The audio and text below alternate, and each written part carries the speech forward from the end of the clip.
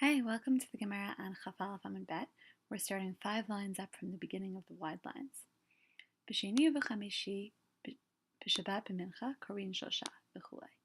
On Monday and Thursday, and for Mincha and Shabbat, we read 3 aliyot. This is a quote from the Mishnah. Hani shosha keneged mi.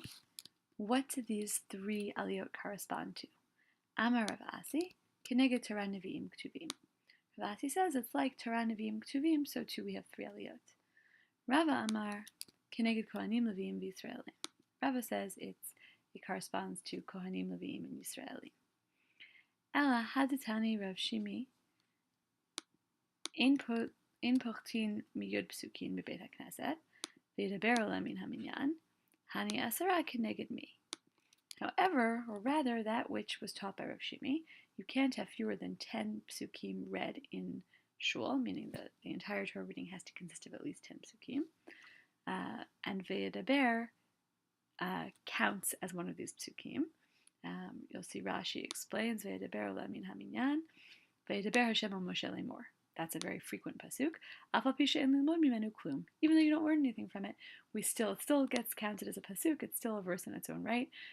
So Rav Shimi said, can't have fewer than 10 psukim in the Beit HaKnesset. You count Vayedaber as one of those psukim. Hani asara keneged mi. So what do these 10 psukim correspond to? Why 10? Amar Yeshua ben Levi. Keneged asara batlanin shu Beit HaKnesset. It corresponds to the 10 people who do nothing who are in shul. The 10 people that we read about earlier that grant a city its status as a big city. Those 10 people who are just always available for binyanim. Rav Yosef Amar Keneged Aseret HaDibur. Rav Yosef says no, it corresponds to the 10 commandments she'ne'emru l'Moshe b'Sinai, that were said to Moshe on Har Sinai. We'll skip the parentheses. Rabbi Yochanan Amar, Rabbi Yochanan has a different opinion. Keneged Asara Ma'amarot shebehen nivra ha'olam.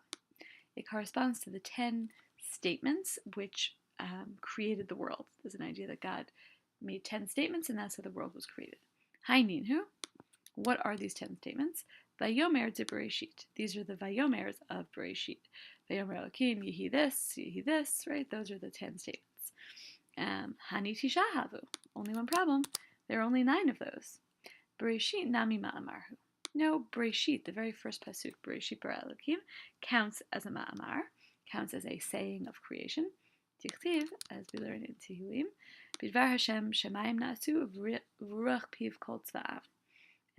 With the word of God, the heavens were created, and with God's breath, that's how everything, the whole hosts were created. So this proves, Rashi explains to us, Bereshit Nami de Mishtay b'Shamayim u'Va'aretz. That very first pasuk is dealing with the creation of heaven and earth. And this pasuk then again proves it, that God created heaven and earth with a statement, and so right, b'Dvar Hashem, with the word of God, and so that counts as a 10th statement. Okay, moving on from the 10. Amar Rava. Rishon shekara arba mishubach. If the first of the 3 readers read 4 psukim, that's great. That person gets praised. Sheni shekara arba mishubach. If the second aliyah gets to read 4 psukim, that's great too. Shlishi shekara arba mishubach. And if it's the third reader who gets 4 psukim, that's great too. In other words, Rav is assuming that you're going to have to divide these 10 psukim up, divided by 3 readers, and 10 does not divide evenly by 3, so you'll do 3, 3, and 4, which means that somebody is going to get an extra pasuk. So do we have a preference about who it is? Rav says, no, it's all good. Rishon shekara arba mishubach. How do we know that it's great, it's fine if the first reader gets to read 4? Ditznan, because we learned it right. In a Mishnah, b'shalosh kupot shel shalosh se'in shebehen tormin et halishka.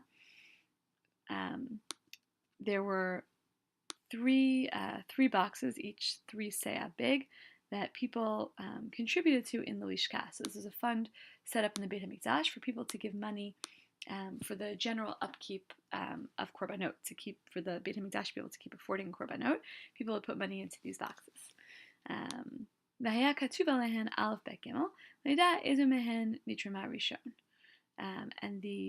the boxes had 1, 2, 3 written on them, basically.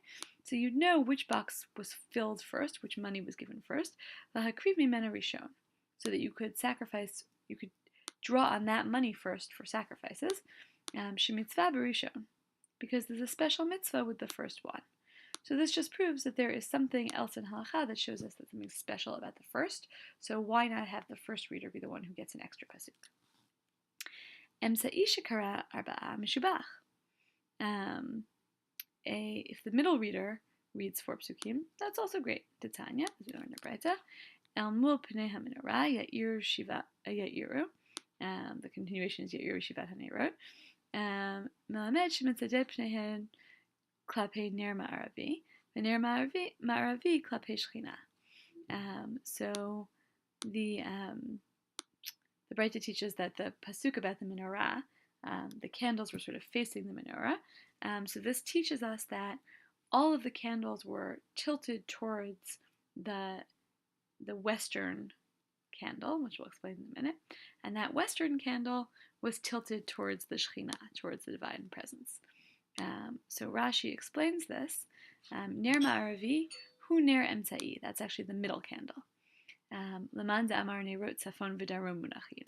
According to the opinion, this is discussed in Menachot, according to the opinion that the candles in the menorah were arranged on a north-south continuum. And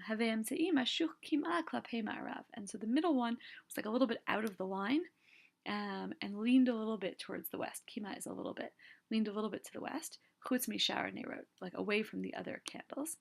And then all the other candles were turned towards that one. And then Rashi just explains that for the other opinion in the Gemara Menachot, this doesn't work out so well. But we won't worry about that. So that's a proof that the middle is great. The middle candle is turned towards the Shekhinah, and all the other candles are turned towards the middle candle. So that's a proof that it's great if the middle reader gets to have 4 psukim. The Amar Rabbi Yochanan, Mikan Shem Se'i Mishubach. Right, so from here we learn that the middle one is good. Okay, now what about the last one? The Acharon Shekara Arba'a, if it's the last reader who gets the 4 psukim, Mishubach, great. Mishum Ma'alin B'Kodesh V'lo Maridin, because of the idea of we go up in Kedusha and we don't go back down. So if we wait until the 4th reader to get the third reader to get the 4 psukim, that's great, then we don't have to go back down to a reading of 3. So that proves that it's fine if the last reader is the one who gets the 4 psukim. Rav Papa ikal lebeknisha to Abi Gubar. Rav Papa went to the shul of Abi Gubar, v'kara rishon arba'a, and the reader there read 4 psukim for the first aliyah, v'shavche Rav Papa, and Rav Papa praised him, which doesn't seem to prove that it has to be the first one, just that, it's all good. Moving on to the next phrase from the Mishnah, ein pochtin mehen ve'ein mosifin. You can't have fewer aliyot and you can't have more. Tana, we learned in the Braita, hapotech mevarech lefaneha, v'hachotem mevarech lachareha.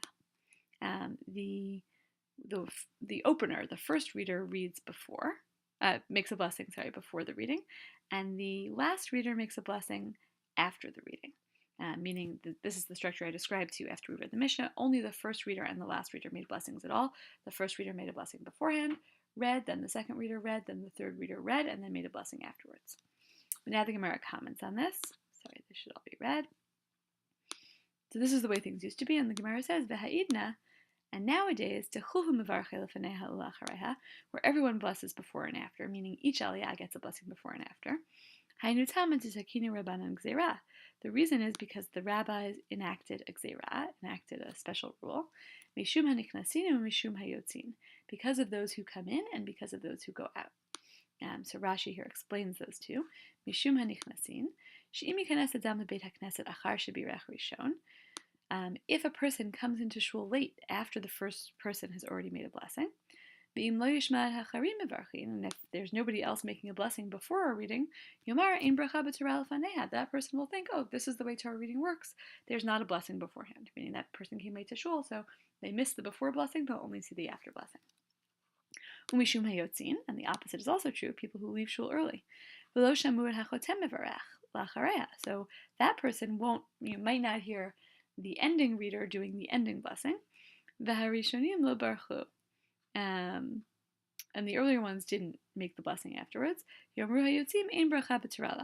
So those people who leave early will think, oh, you only have to make a bracha before Torah reading. You don't have to make a bracha after. We really don't want anyone to be wrong about this. We want everyone to have this shared base of knowledge about Torah reading, or maybe to have a shared experience of Torah reading. So the rabbis instituted that each aliyah gets a bracha both before and after. Okay, we'll stop there.